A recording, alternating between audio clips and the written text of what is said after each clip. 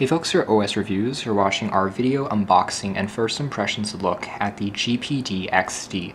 This is a handheld gaming console that features a 5-inch touchscreen display and runs on Android. It makes for a great emulation device. And of course, GPD recently has had quite a bit of success on releasing kind of a new generation of UMPCs. That includes the GPD Pocket, which runs on full version of Windows 10, but is the size of something that fits in your pocket, as the name suggests. This version here is the cheapest in GPD's current line of products. It sells for around $180 on GearBest. You can find it in the links down below. And this is also a brand new kind of limited color edition. It's wine red compared to the traditional black. The product itself isn't completely new to the market. It's been out there for about 1.5 to 2 years or so since it was officially recognized in the media. So it's been selling for a bit of time, but it still holds up quite well, again, for gaming as well as for emulation purposes. In terms of the packaging here, it's very simple. It's almost cartoon-like. You have this interesting logo and then the GPD stamp. On the back, there's this quote. It says, "When you smile, the world loves him. When you laugh, the world fears him." So perhaps that means if you are really engaged in your games and you start laughing out because you found success, people around you will look at you in fear. Who knows? But it's an interesting quote. Anyways, inside the packaging, which opens like a book, there is a third color choice, but this version is actually not available for purchase on GearBest or on any other online vendors to my belief.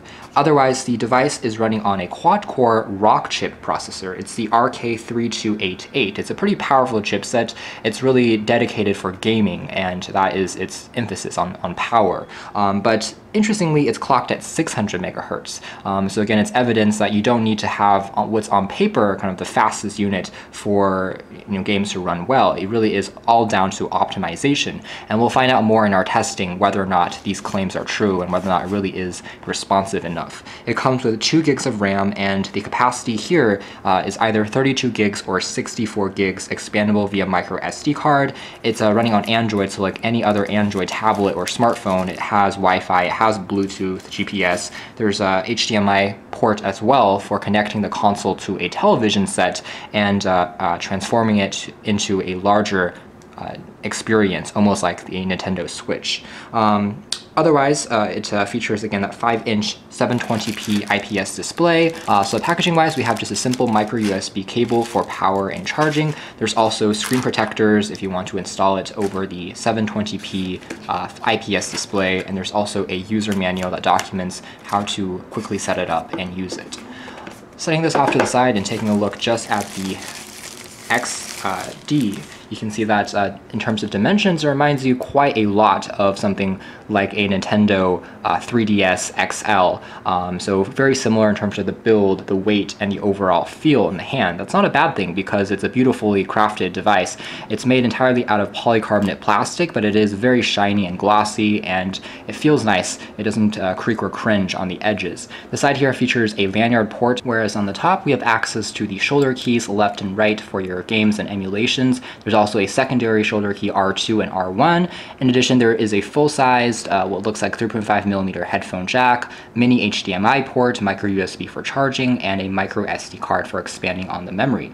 Rubber feet on the bottom here that prevents it from sliding around. Already you can see that it's tracking a fair amount of fingerprints, and there's also kind of the model number printed on the bottom from the manufacturer. That's more or less it. So fairly clean again, and very reminiscent in terms of form factor to the aforementioned Nintendo 3DS XL. So flipping it open, again, we do have a pretty solid hinge. It opens up almost like a mini laptop, or again, a UMPC. We have a quite glossy and shiny display, which again is completely touch sensitive. It supports multi-touch. And down below there is the GPD logo. There are stereo speakers, start select keys, back and home keys, which are standard for Android. There is a D-pad on the side, which feels, again, pretty tactile and responsive, which is, of course, very important on a gaming console. And there's also A, B, X, Y keys. There's also 2 joysticks, which, again, are important if you're using it for, let's say, PlayStation 1 or other PlayStation games. And there's also L3, in addition to volume controls, power keys, and a dedicated game menu that you can tap on to enter into your games. All right, so let's turn on the device. Let's see if there's any juice on the first boot process, and there seems to be a little bit left. Otherwise, let's see, the hinge will actually fold down completely 180 degrees all the way back. And since it is IPS, you can tell that the viewing angles are immediately quite impressive. So this is as far back as it goes, which makes sense since, again, it's not really a tablet.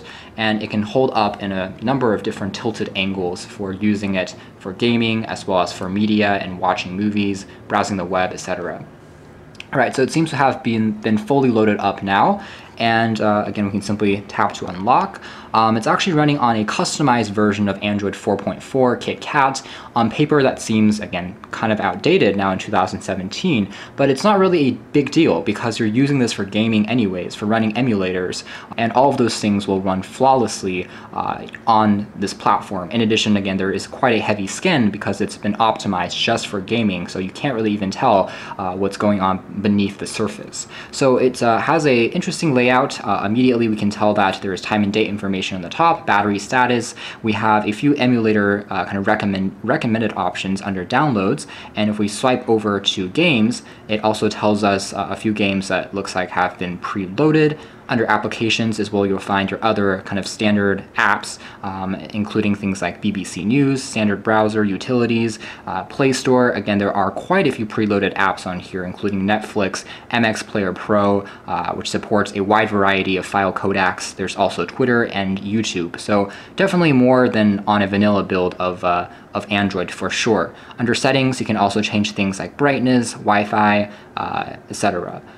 If we go back to emulators on the bottom here, you can even change the tab to go through different types of consoles. So that includes things like arcade, Nintendo 64, so on and so forth. And what's interesting is if you tap on these corresponding options, they actually give you more recommendations that you can download. So there seems to be links available where you can immediately download some of these emulator titles without even having to do that yourself through the internet or a micro SD card. So it really is built and geared for gaming.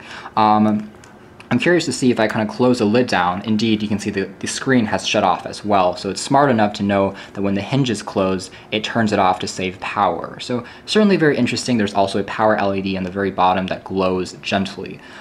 Seems like, again, a very compelling gaming emulator, perhaps one of the best, if you are looking for an Android system, compared to some of GPD's other offerings like the Win or the Pocket, which runs on Windows 10. Actually, Android is going to be a better option than Windows for most emulation titles, especially since it's a mobile platform. It's also more energy efficient and runs better on lower powered hardware. So despite the fact that this is the cheapest, it might actually still run the best if you're looking for a interesting gaming console that isn't quite mainstream. So we'll be doing a lot more testing with this and come out with a much more complete review soon. But for now, this has been our unboxing. Thanks for watching here at OS Reviews. This has been the first impressions look at the GPD XD Android gaming console.